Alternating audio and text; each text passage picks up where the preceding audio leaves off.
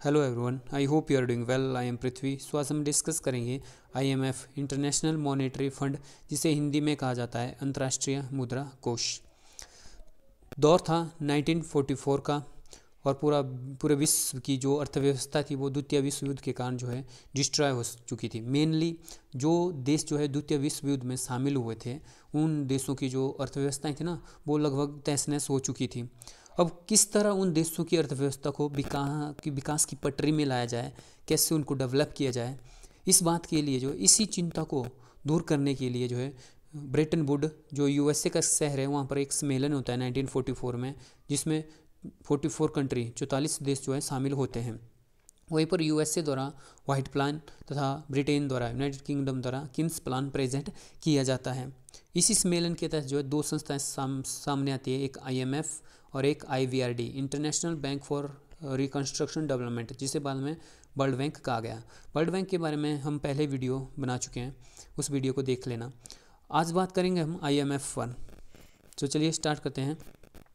IMF बनने की बात जो हुई थी वो 19 हुई, लेकिन इसका जो निर्माण हुआ वो दिसंबर 1945 में हुआ। 27 दिसंबर 1945 में जो आईएमएफ का निर्माण होता है और ये जो कार्य अपना काम करना स्टार्ट करती है तो 1947 में अपना वर्क शुरू करती है और 1947 में जो इसे यूनाइटेड नेशन द्वारा जो है अपनी एक प्रमुख संस्था के रूप में एक्सेप्ट किया गया। ओके, स्टार्टिंग में जो आईएमएफ के जो सदस्य थे ना वो कितने थे? 44 थे, लेकिन एज ए प्रेजेंट आज की बात की जाए तो इसमें जो सदस्य देश हैं वो 189 हैं। जो सबसे एंड में जो आईएमएफ में ऐड हुआ वो नॉर्वे हुआ और जो सेकंड लास्ट जो कंट्री थी वो थी दक्षिण सूडान। चलिए मैप में देखते हैं इनकी लोकेशन। ये है वर्ल्ड और ये है हमारा प्यारा भारत। अगर इसकी डायरेक्शन में देखें तो नॉर्वे जो है ईस्ट में पड़ता है और ये हमारा नॉर्वे जो ऑस्ट्रेलिया के उत्तर पूर्व में स्थित है।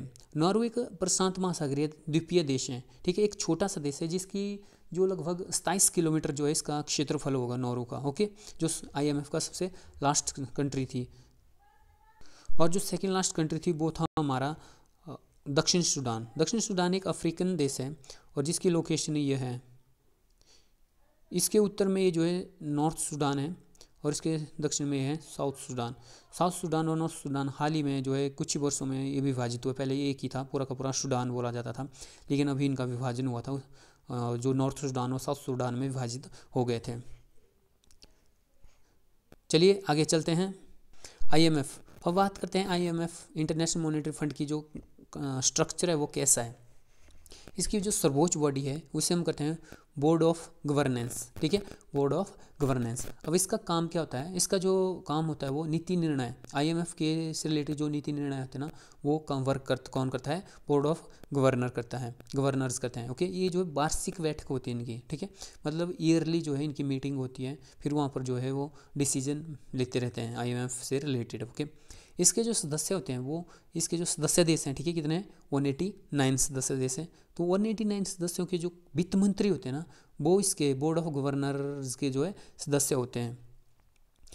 इसके अतिरिक्त अगर इनका एक वैकल्पिक, जिसे हम अल्टरनेट गवर्नर भी कहते हैं, वो होते हैं, ठीक है। अल्टरनेट गवर्नर क्या होता है? मतलब मान लीजिए किसी भी देश का वित्त मंत्री जो है आईएमएफ की बोर्ड ऑफ गवर्नेंस की जो गवर्नर्स की जो है उसकी बैठक में शामिल नहीं हो पाता है तो वहाँ पर कौन उसकी जगह जाएगा? तो वो अल्टरनेट गवर्नर, जो वैकल्पिक गवर्नर होता है ना, वो जाता है। और जो वैकल्पिक गवर्नर होता है ना वो सभी देशों के जो केंद्रीय बैंक होते हैं वहाँ का गवर्नर जो है वैकल्पिक गवर्नर चुना जाता है। ओके, आई होप आप समझ गए होंगे वैकल्पिक गवर्नर क्या होता है। तो चलिए आगे देखते हैं। एग्जीक्यूटिव बोर्ड, एग्जीक्यूटिव बोर्ड जिसे हम हिंदी में कहते हैं कार्यकारी बोर्ड। कार्यकारी बोर्ड मतलब क्या? इसका काम क्या होता है? जो आईएमएफ के जो दैनिक कार्य होते हैं, जो डेली बेस्ड जो वर्क होते हैं ना उनको कौन करता है? Executive board. ओके, और इसमें जो सदस्य, इसके जो सदस्य हैं वो हैं 24, जिन्हें हम कार्यकारी निर्देशक कहते हैं। और इन 24 सदस्यों में से 5 जो सदस्य होते हैं ना वो सबसे बड़े जो कोटा धारक देश है ना उनके सदस्य होते हैं। मतलब इनकी जो 5 सीटें होती है एग्जीक्यूटिव बोर्ड की, वो 5 सबसे बड़े कोटा धारक देशों के लिए रिजर्व होती हैं। अब जो एक कार्यकारी सदस्य होता है, ठीक है, एक कार्यकारी सदस्य होता है ना वो केवल एक देश को रिप्रेजेंट नहीं करता बल्कि वो एक से अधिक को भी रिप्रेजेंट कर सकता है।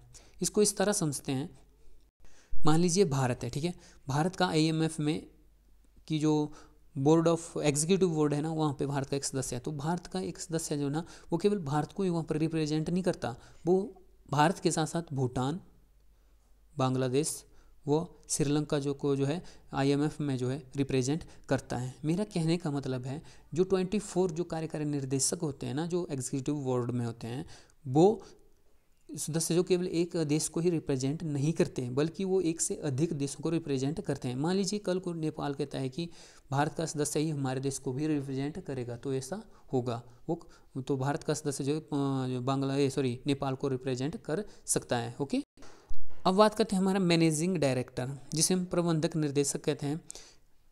जो 24 जो कार्यकारी निर्देशक होते हैं, जो 24 जो एग्जीक्यूटिव बोर्ड के जो सदस्य होते हैं, वही जो है मैनेजिंग डायरेक्टर को चुनते हैं। ओके, किसको, जिसे हम शॉर्ट में एमडी कहते हैं। ओके, प्रबंधक निर्देशक को कौन चुनता है? 24 कार्यकारी निर्देशक। एज ए प्रेजेंट की बात करें, आज जो इसके एमडी हैं या जो प्रबंधक निर्देशक हैं, वो है क्रिस्टीना लोनार्ड। कौन है? क्रिस्टीना लोनार्ड। ओके, अब बात करते हैं कोटा सिस्टम क्या होता है। जो 5 सीटें देखो, जो सबसे पावरफुल कोटा सिस्टम देशों के, कोटा धारक देशों के लिए थी ना। अब देखते हैं कोटा सिस्टम होता क्या है। ओके, आईएमएफ में जो कोटा सिस्टम क्या है, आईएमएफ के जो सब इस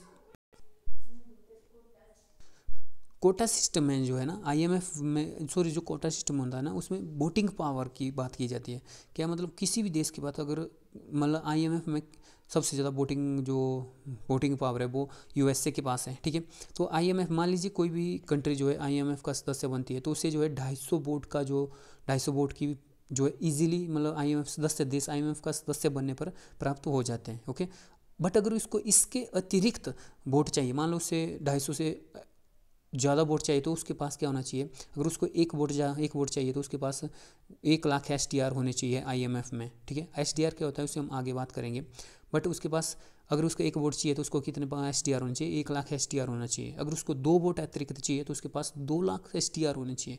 इसी तरह जितने लाख एसडीआर उस देश के आईएमएफ में होंगे, उसके पास उतनी ही वोटिंग पावर होगी, मतलब उसके पास उतने ही ज़्यादा वोट होंगे। ओके, अगर आज की बात करें तो यूएसए के पास सबसे ज़्यादा वोटिंग पावर है। अब बात करते हैं एसडीआर।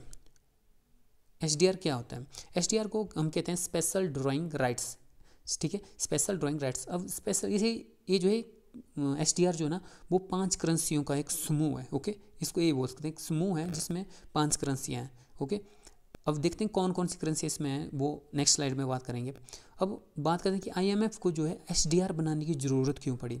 ठीक है, तो दौर था 1969 का, इससे पहले का। ओके, 1969 के से पहले का दौर था, तब जब जो इंटरनेशनल ट्रेड होता था वो केवल गोल्ड और डॉलर में ही होता था। अब जो सदस्य देश जो और देश थे ना, उनको क्या होता था कि जो अंतर्राष्ट्रीय व्यापार करने में जो बहुत सारी प्रॉब्लम का फेस करनी पड़ती थी, क्योंकि गोल्ड और सोना किसी देश के पास होता था, कम होता था। ठीक है, किसी देश के, जैसे यूएसए के पास, तो यूएसए की तो अपनी करेंसी है। ठीक है, बट और कंट्री को इसकी प्रॉब्लम फेस करना पड़ रही थी। फिर यूएसए ने क्या किया कि 1969 में जो है इंटरनेशनल लिक्विडिटी बढ़ाने के लिए, मतलब लिक्विडिटी क्या होता है, देखिए मान लीजिए भारत है। ठीक है, भारत को अपने देश में लिक्विडिटी बढ़ानी है, तो क्या करेगा? बैंक क्या करेंगे? मार्केट में, मतलब बाजार में क्या करेंगे? पैसे की सप्लाई बढ़ा देंगे। अगर बाजार में पैसे की सप्लाई बढ़ जाएगी तो हर किसी के पास पैसा आएगा। ठीक है, पैसा आएगा तो वो मांग बढ़ाएगा।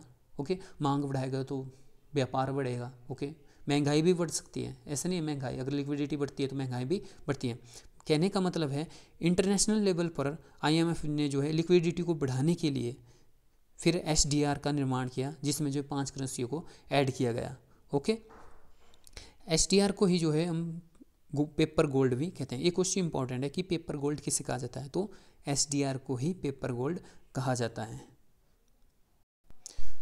एसडीआर बास्केट, मतलब एसडीआर जो बास्केट होती है, टोकरी। ठीक है, मतलब एसडीआर की टोकरी, मतलब एसडीआर एक टोकरी है। ठीक है, उसके अंदर 5 करेंसीज हैं, यही बात है। ओके, जिसमें जो है यूएसए का डॉलर, यूरोपियन यूनियन की जो करेंसी बोलते हैं इसे यूरो कहते हैं। ओके, यूरो, आरबीएम में जो जापान की करेंसी है जिसे येन भी कहा जाता है। ठीक है, और जापान की करेंसी को एसडीआर में जो शामिल किया गया वो 2016 में ऐड किया गया था।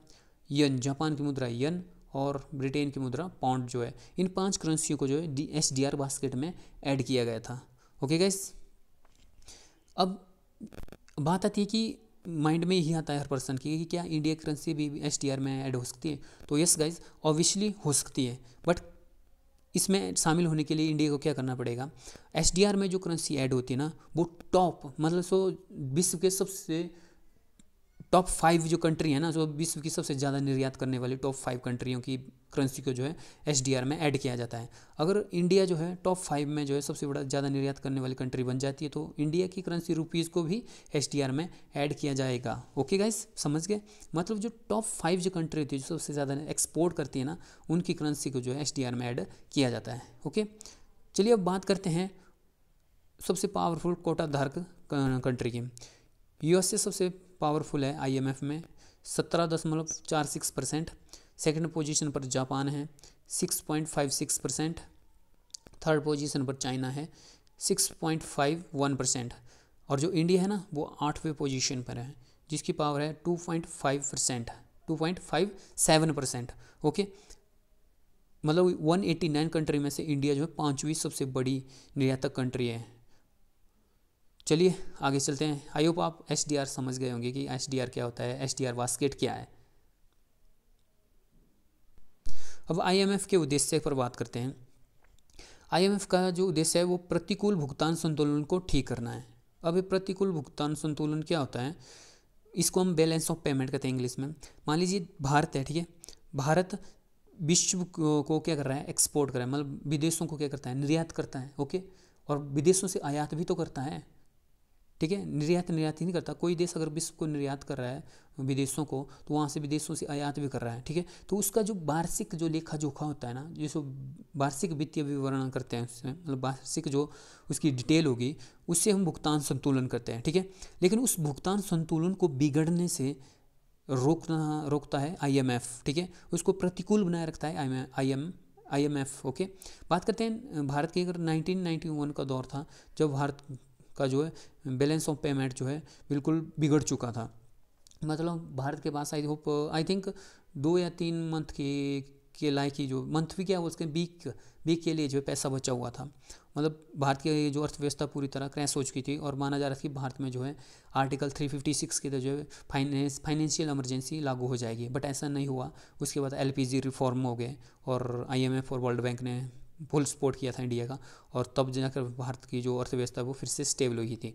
ओके, तो मतलब जो भुगतान संतुलन होता किसी भी देश का, इसके तो उसको प्रतिकूल बनाए रखने का काम एफ। ओके, सेकेंड है हमारा इसका अंतर्राष्ट्रीय व्यापार का विस्तार और संतुलन विकास। अंतर्राष्ट्रीय इंटरनेशनल ट्रेड का जो विस्तार करना तथा जो बैलेंस डेवलपमेंट करना जो है काम कौन करता है, आईएमएफ करता है। ओके, जो विनिमय दरों में स्थायित्व, विनिमय दरों में फ्लक्चुएशन होता है ना, उसमें जो है स्थायित्व लाने का, एक स्टेबिलिटी लाने का काम कौन करता है, आईएमएफ।